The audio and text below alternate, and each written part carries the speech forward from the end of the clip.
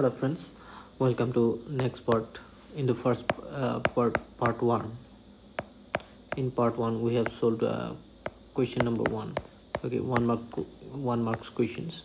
We have solved all the 1 marks question in part 1. This is paper Electricity and Magnetism of Guwahati University 2022 for the physics honors, right? So this is part 2. Here we're going to solve question number 2. So before we start, please subscribe the channel if you are new to my channel, and also share with your friends, and hit the thumbs up button if you like my videos, and help me to grow my channel and inspire me to create new contents for you. So now let's start. So here's the first of question number 2. Distinguish between the magnetic vector potential and electric potential. Okay, so here you see, for a magnetic field vector B, divergence of B is 0, right? So as we know that divergence of curl of a vector is 0, that's why we can express B as a curl of vector A. So that's why divergence of B, that means divergence of curl of vector A, that's going to be equal to 0, right? And this vector A is called magnetic vector potential, right? Curl of whose at any point gives the value of magnetic field B at that point, right? So that means this magnetic vector potential is the vector, that means curls of whose at any point gives the value of the magnetic field at that point, right? Now electric potential, this is the definition of electric potential. Electric potential is defined as the amount of work needed to be done to move a unit charge from a reference point to a specific point against an electric field, that is electric potential. So hope you have understood this. Now let's move on to next question. So here is B of question number 2. So mention SI unit and dimension of electric flux. So these are the SI unit and dimension of electric flux, right? This is the dimension and this is the SI unit. So now let's move on to next question. So here is this.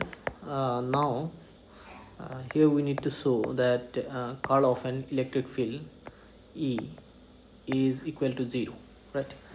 So let me show this one.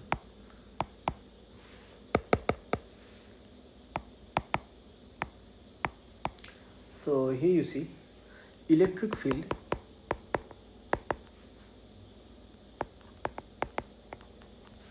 due to a point charge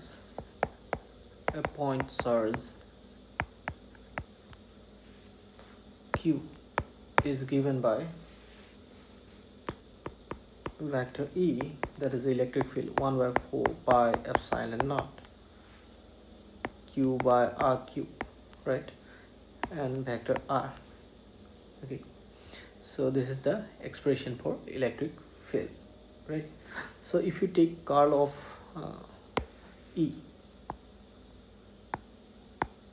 of vector E, right, then what you gonna get? Then so Q by 4 pi epsilon naught, this part is constant, right? Q by this part is constant, so you can take it out, and then you will get curl of 1 by R cube and R vector, right? 1 by R cube into R vector. So here you see this part is scalar and this part is vector. So here we're going to apply this curl of a scalar quantity into a vector quantity, that gives that scalar into the curl of vector A, then plus grade of the scalar cross vector A. So we're gonna apply this formula here. Okay, so let me show you how to do that.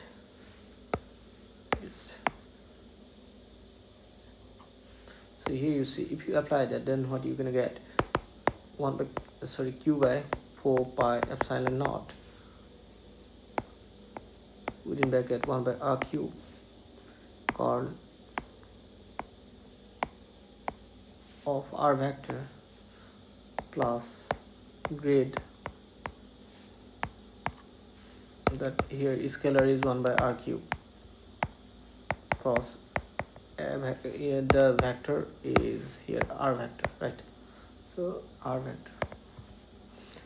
So now you see curl of vector r is position vector, so it's gonna be 0 curl of so let me show you how. Curl of vector r, right, that will be given by I cap j cap k cap by del x del by del y del by del z, and in the next row here you're gonna get x y z, right? Because this vector r is nothing but x I cap plus y j cap plus z k cap, right? So if you find a curl of this, then what you're gonna get, so let me show you. So then it will be equal to I cap, so derivative of z with respect to y, that's going to be 0. Similarly, derivative of y with respect to z, that's going to be also 0. Similarly, you will get j cap, then you have to take derivative of x with respect to y, z, that's going to be 0. Then derivative of z with respect to x, that's going to be also 0. Similarly, k cap is equal into 0 minus 0, again you will get 0 minus 0. Okay, for k cap you're going to take derivative of y with respect to x and derivative of x with respect to y, so whole thing is going to be 0, so that's why it's become 0. So this curl of vector r becomes 0. So hope you have understood this. Now let me clean this part. And here you see one more thing we are going to use, that is grade r to the power n, that's equal to n r to the power n minus 2 into r vector, right? So here you see r cube, this grade r cube can be considered as grade of r to the power minus 3, and if you apply this, then what are you gonna get? You're gonna get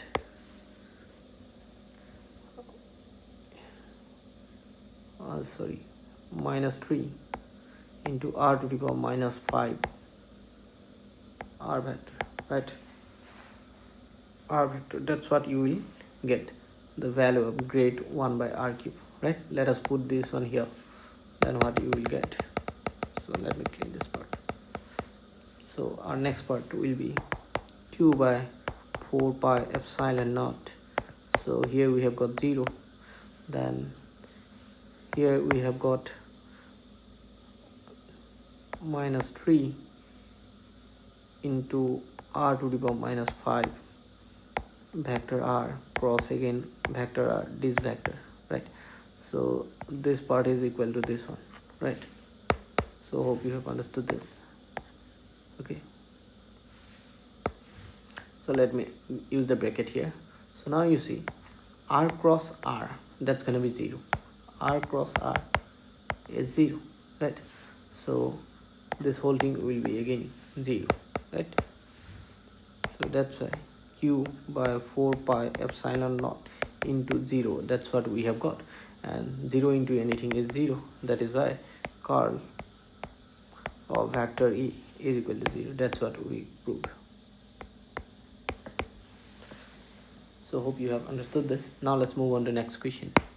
So here is the next question. We need to show this relation, right? So let's start. Suppose total magnetic field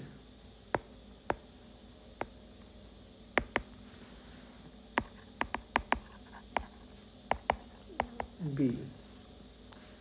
So let me write here simply B. Okay, total magnetic field B in a solenoid.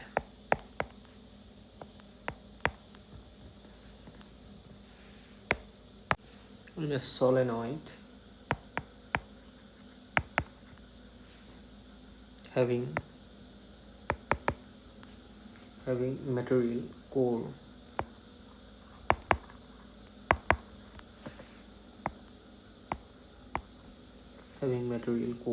in the sum of is the sum of the magnetic field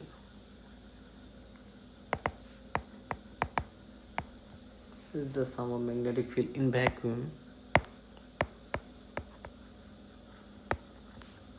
that is B naught, and magnetic field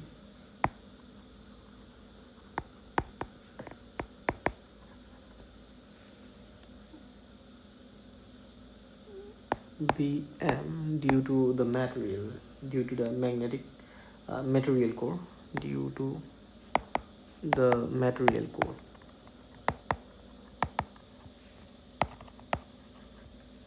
right, having non-zero magnetization field,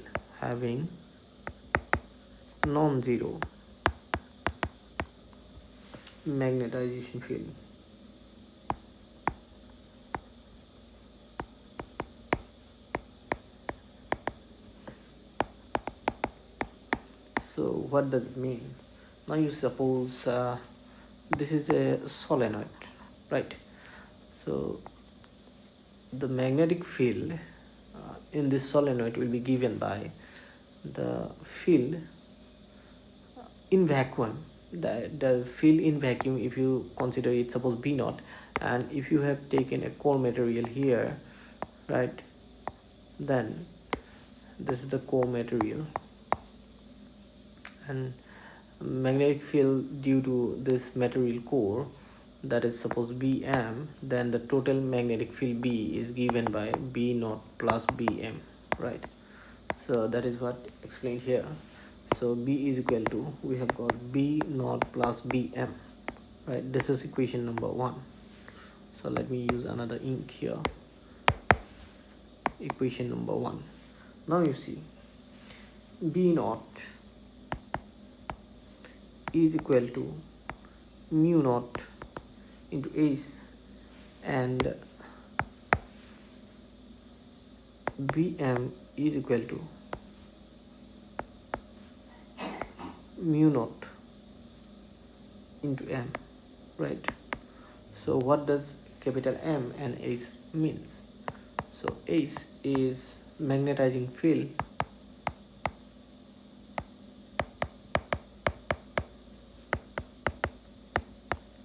and capital M is magnetization.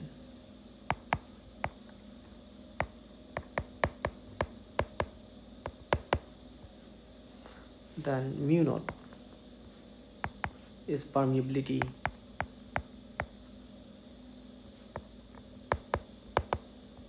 of free space,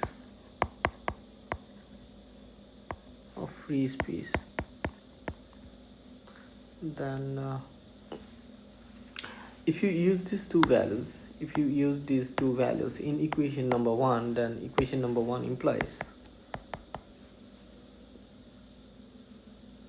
B is equal to mu naught H plus mu naught capital M, right? Mu naught capital M. So let us divide both sides by capital H, B by capital H, and if you divide this term by capital H, then H will be gone, then mu naught plus mu naught into M by H. That's what we're gonna get, right? So let me write this last equation in the next page. So let me take another page here. This is what we have got, and now you see B by H, that is nothing but mu, and here mu naught plus mu naught into m by h is nothing but psi m, right? So it can be written as mu, and mu naught is taken common, right? Mu naught is taken common, then we will get 1 plus psi m. So let me write the meaning of those terms, and here you can see these two and these two. Let me write the relations that we have used. Since mu, that is equal to b by h, this is what? This is nothing but magnetic permeability,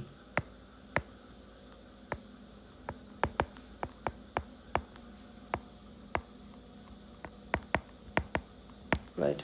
And this psi m, which is capital M by h, is nothing but magnetic susceptibility,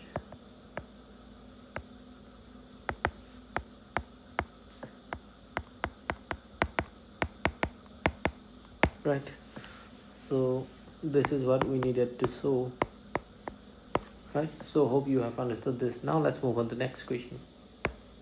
So here is the next question. Mutual inductance of two coils is this 4 millihenry.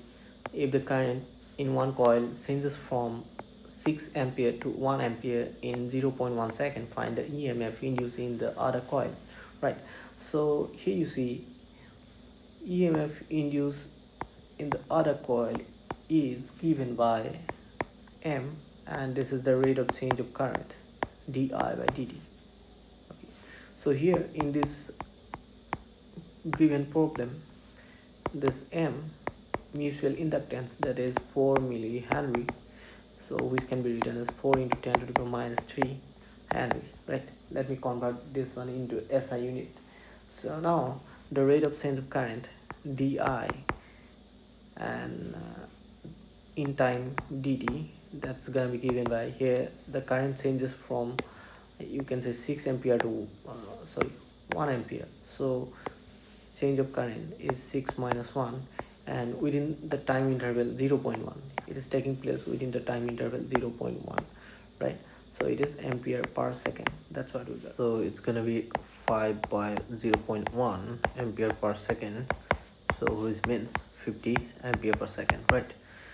So if you use this value here, then what you're gonna get? So induced EMF here,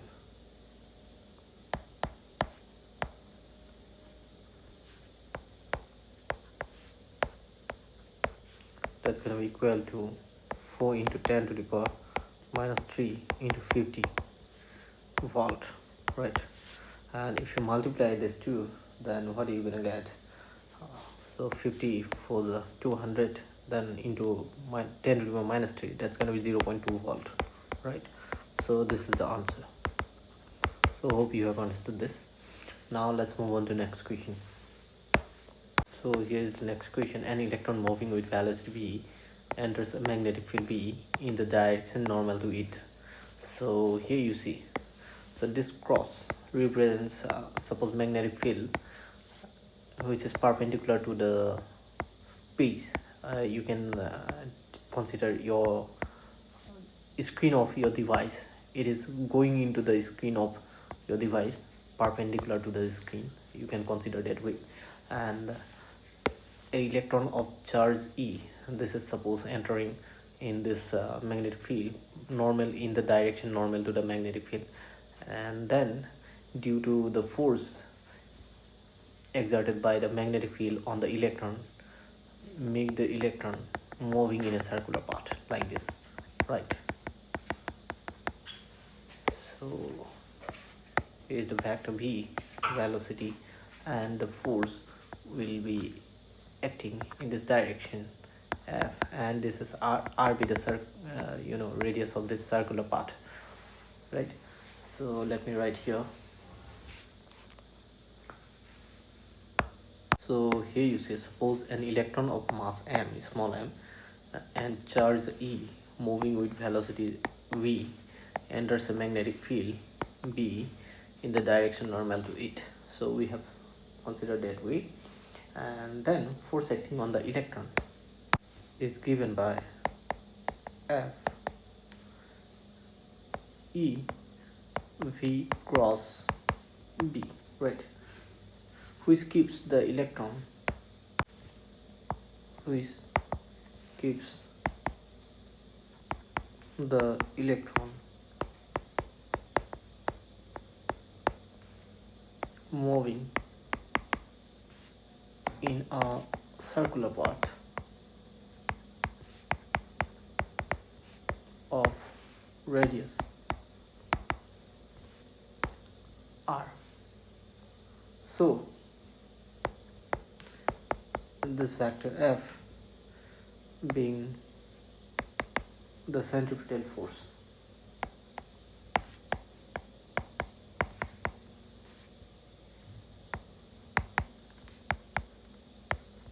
therefore we can write this magnitude of this force F is equal to E V B. We know the centripetal force is given by mv square by r, right? And this implies, from here if you calculate r, then what you're gonna get, this implies r will be equal to, so here this v and v square cancel, right? So then r will be equal to mv by e into b, that is r, right? Now angular frequency of the electron,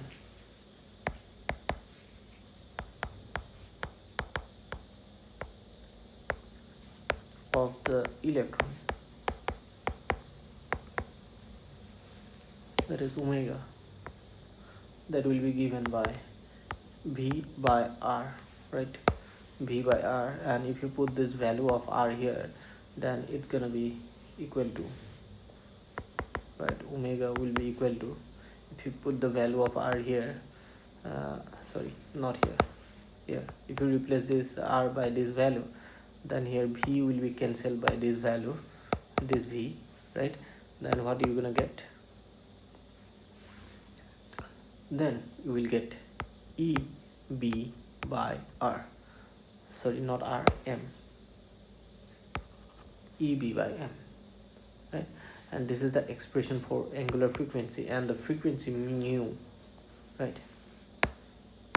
So let me write this one here. So that's gonna be equal to E B by M. So this is the expression for angular frequency, right? Therefore frequency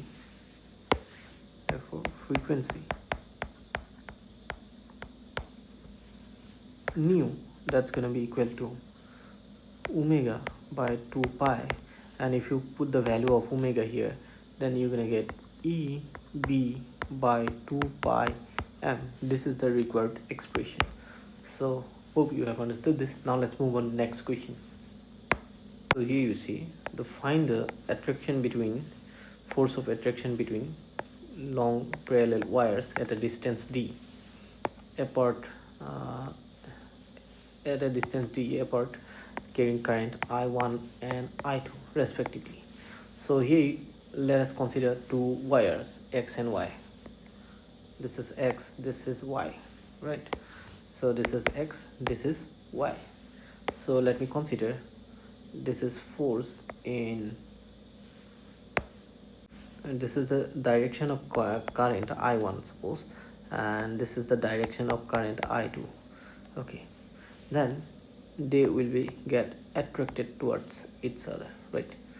So if this is the direction of current in this wire, along this wire, then the direction of magnetic field around it will be in this direction if you apply the right hand thumb rule, right? And here also this will be in this direction. This field is going in, it is coming out like this, and that's why there will be a force of attraction between them.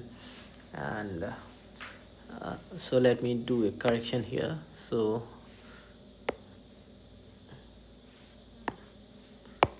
this R, I am going to take using the symbol given in the question, that is D, small d, and here instead of small I1 and I2, I'm going to use capital I1 and capital I2, right? So I have made the corrections here. So now here you see, so make it capital I1 and capital I2, right? So consider this diagram only, not this one. So here you see, this is small d, I'm going to take small d.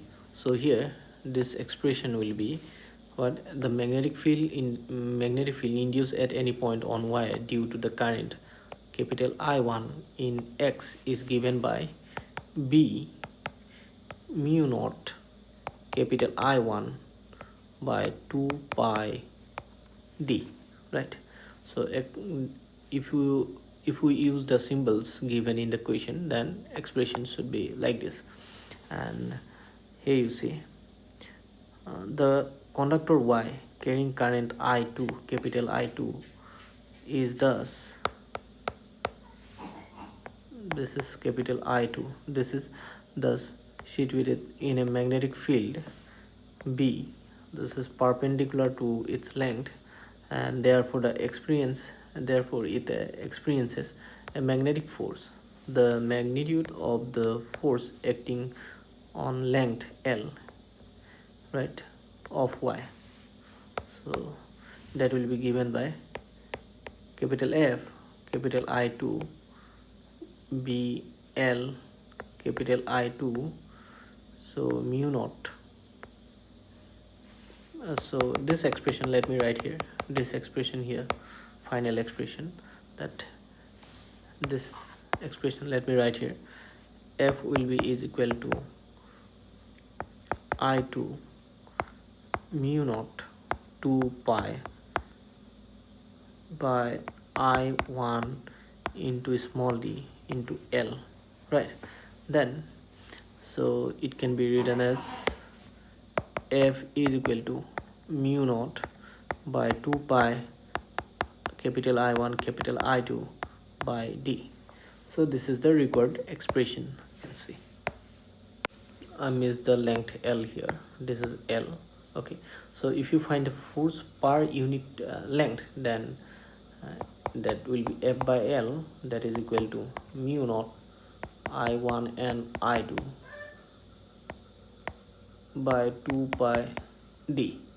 So this is the expression for force per unit length. And if the direction of current in both the conductor in the same direction, then the force will be attraction. So here you see, let's move on to the let's go back to the question. Here we are to find the expression for attraction force, right? So that's why we're going to take this diagram. Okay, we are not going to consider this diagram. So hope you have understood this. Now let's move on to next question. So this is the next question. What do you mean by current sensitivity and surge sensitivity of a ballistic galvanometer? So here this is the definition of current sensitivity. That is nothing but deflection produced in the galvanometer when a unit voltage is applied across the terminal of the galvanometer, right? So that's gonna be given by this expression, and these are the meaning of the terms used in this expression. And let's discuss about the surge sensitivity. That is, the surge sensitivity of a ballistic galvanometer may be defined as the surge needed to have unit value for the first maximum of the deflection of its coil. So that's it. So these are the questions of question number 2 of this paper, right? So the remaining questions will be given in the next video. Maybe it will be completed in 2 or 3 videos, maybe, I think, when the next parts will be uploaded. That's gonna appear at the end of this video, right? If it is not uploaded yet, then you cannot find it. When it will be uploaded, you're gonna get that, right? So if you're new to my channel, please subscribe the channel, and if you like the videos and if you think these videos are helpful, then share with your friends and inspire me to create new videos for you. So thank you for watching. See you in the next part.